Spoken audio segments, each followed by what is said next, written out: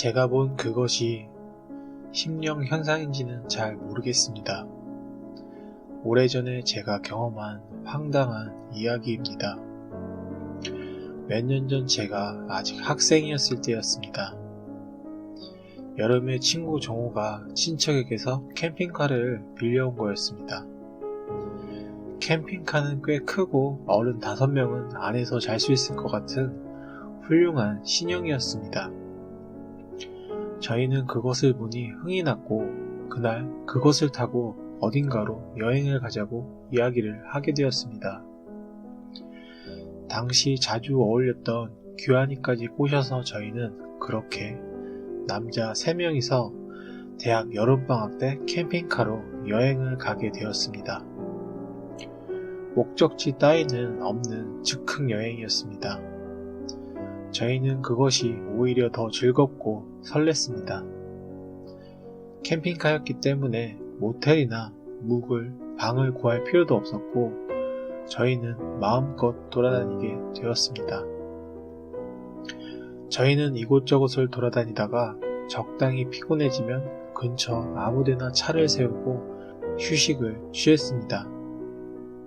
그렇게 쉬면서 근처를 검색하니 주변에 온천이 있는 걸 알게 되었습니다.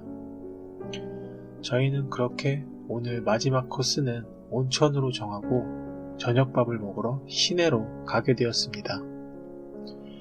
저녁밥을 먹고 시내에서 좀 놀다 보니 제법 늦은 시간이 되었습니다. 저희는 아까 검색해서 본 온천을 찾아 캠핑카를 몰아갔습니다. 종호가 운전하면서 밤 산길을 달렸습니다. 시간이 밤 10시쯤이었던 걸로 기억을 합니다. 지방이어서 그런지 도로는 계속 산으로 이어져 있었습니다. 산길이라 길은 매우 어두웠고 전봇대조차 없는 말 그대로 어두운 산의 도로였습니다. 저희가 시내에서 출발한 지 꽤 시간이 지난지라 저와 조수석에 타고 있던 규환이는 피곤함에 잠을 자고 있었습니다. 그때 종호가 저희를 깨우기 시작했습니다. 종호는 저희를 깨우더니 이런 산속에 사람이 걸어오고 있다고 말을 하고 있었습니다. 저와 규환이는 종호가 가리키는 방향을 보았습니다. 헤드라이트 불빛 속에 갑자기 한 중년 아주머니와 4-5살로 보이는 아이가 보이기 시작했습니다. 저희는 초행길이고 산길이어서 천천히 가고 있었지만 아무도 없는 줄 알았던 산길에서 사람을 보니 괜히 무서워졌습니다. 이곳은 캠핑카에 헤드라이트 없이는 아무것도 보이지 않을 정도로 캄캄한 산길이었으니까요. 그렇게 저희는 그 사람들의 옆을 조심히 지나갔습니다. 저는 그 옆을 지나갈 때 이상하다고 생각을 했습니다. 아니나 다를까 종호도 저와 같은 생각을 하고 있었던 것 같습니다. 종호가 운전을 하면서 말을 걸어왔습니다. 방금 본 사람들 뭔가 이상하지 않아? 이 밤중에 어두워서 잘 보이지도 않는데 어디로 걸어가는 거지? 규환이는 근처에 집 같은 게 있는 게 아니겠느냐고 말을 했지만 저희 눈에 보이는 것은 어두운 산과 도로뿐이었습니다.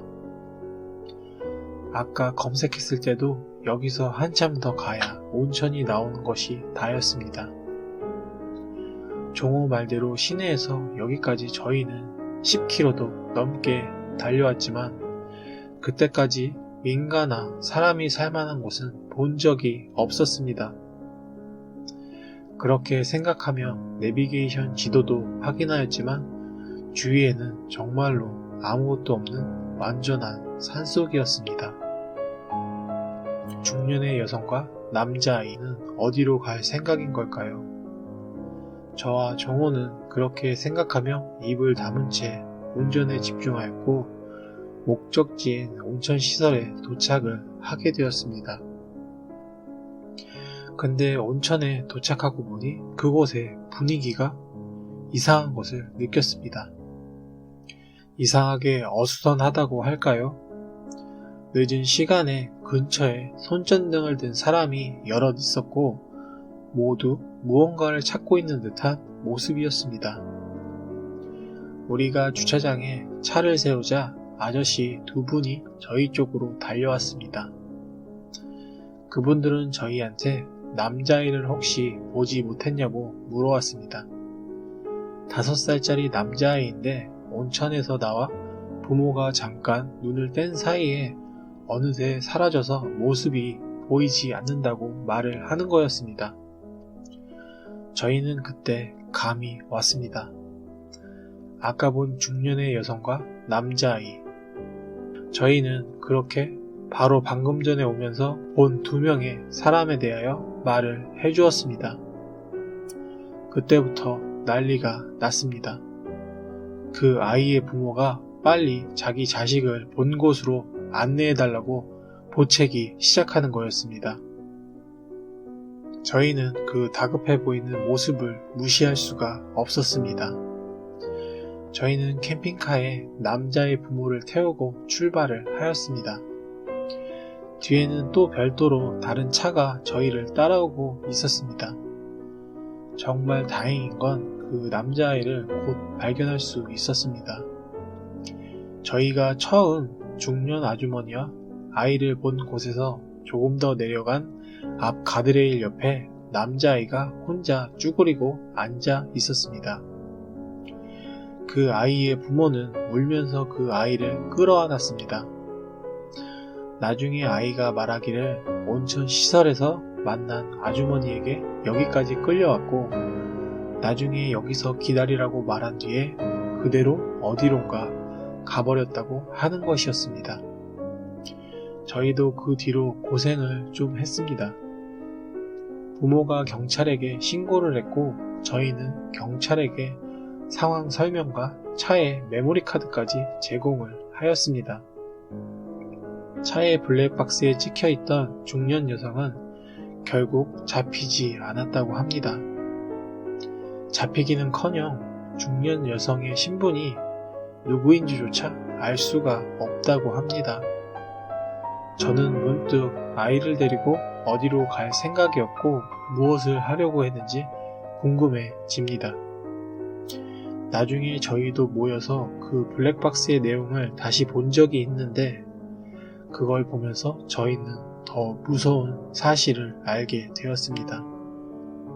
그 카메라에 찍힌 중년 여성은 저희를 보고 웃고 있었습니다. 저는 그 미소를 보고 오싹함을 느끼게 되었습니다.